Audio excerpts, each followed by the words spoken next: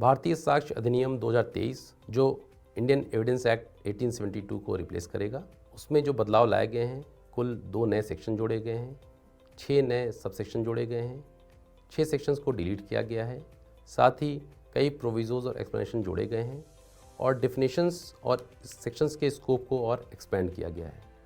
जहाँ तक nature of reform की बात करें तो सबसे बड़ा रिफॉर्म है जो इलेक्ट्रॉनिक रिकॉर्ड संबंधित है, उन्हें कॉम्प्रिहेंसिव फ्रेमवर्क प्रोवाइड किया गया है इस बदले हुए भारतीय साक्ष्य अधिनियम में। डेफिनेशंस को एक्सपैंड किया गया है, साथ ही ऐसे इररिलेवेंट टर्मिनोलॉजीज़ को ख़त्म किया गया है जिनकी कोई रेलेवेंस नहीं रहती थी। डेफिनेशंस की बात करें तो डॉक्यूमेंट की डेफिनेशन को एक्सपेंड करते हुए इलेक्ट्रॉनिक एंड डिजिटल रिकॉर्ड्स को समाहित किया गया है। साथ ही इलेक्ट्रॉनिक एंड डिजिटल रिकॉर्ड्स की मीनिंग को फर्दर एलिब्रेट करने के लिए एक इलस्ट्रेशन जोड़कर हर तरह के ऐसे साधन जैसे emails, server logs, documents on computers, laptop और स्मार्टफोन्स, मैसेजेस, वेबसाइट्स, इन तमाम तरीके के जो एक्सप्रेशंस हैं उनको उसमें समाहित किया गया है।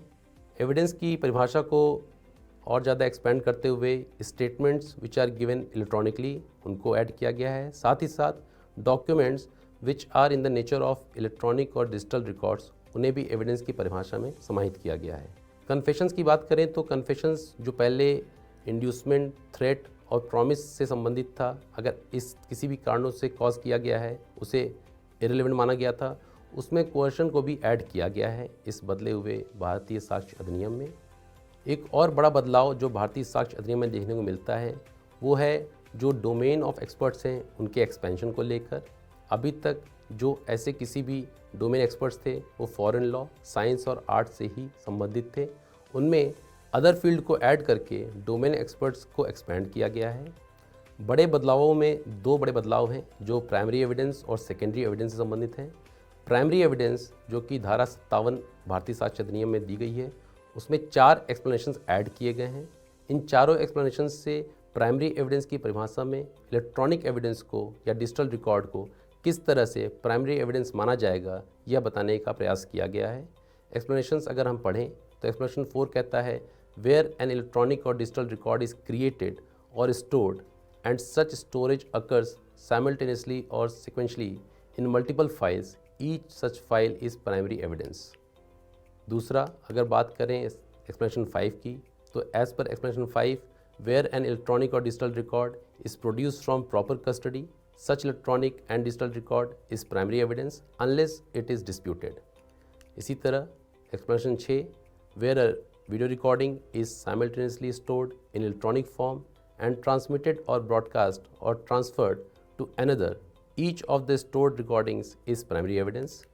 And finally, explanation 7, where an electronic or digital record is stored in multiple storage spaces in a computer resource, each such automated storage, including temporary files, is primary evidence. So this way, the scope of primary evidence is expanded in case of an electronic or digital record. Further, section 61 जो धारा 61 है भारतीय साक्ष्य अधिनियम की, उसके तहत भी इलेक्ट्रॉनिक और डिजिटल रिकॉर्ड की बात कही गई है, जो यह बताता है कि इलेक्ट्रॉनिक और डिजिटल रिकॉर्ड की वही लीगल इफेक्ट, वैलिडिटी और इन्फोर्सिबिलिटी होगी जो किसी अन्य डॉक्यूमेंट की होती है, तथा इसकी एडमिसिबिलिटी को कोर्ट में केवल इसलिए डिनाई नहीं किया जाएगा क्योंकि यह एक इलेक्ट्रॉनिक या डिजिटल रिकॉर्ड है। इससे इस बात की पुष्टि होती है कि अब इलेक्ट्रॉनिक रिकॉर्ड जो हैं वह प्राइमरी एविडेंस की तरह ट्रीट किए जाएंगे। साथ ही भारतीय साक्ष्य अधिनियम में एक फॉर्म को जोड़कर अब इलेक्ट्रॉनिक एविडेंस के 65B सर्टिफिकेट जो इंडियन एविडेंस एक्ट का हुआ करता था उससे संबंधित जो बदलाव हैं उन्हें और ज़्यादा स्मूथ किया गया है, जिससे कि इलेक्ट्रॉनिक एविडेंस की न केवल कलेक्शन बल्कि प्रिजर्वेशन और एप्रिसिएशन तीनों को ही सुगम बनाया गया है। भारतीय साक्ष्य अधिनियम की धारा 63 में जो बदलाव लाए गए हैं वो न केवल इलेक्ट्रॉनिक एविडेंस को क्रेडिबल बनाते हैं बल्कि उनकी एप्रिसिएशन को और सुगम बनाते हैं। Thank you.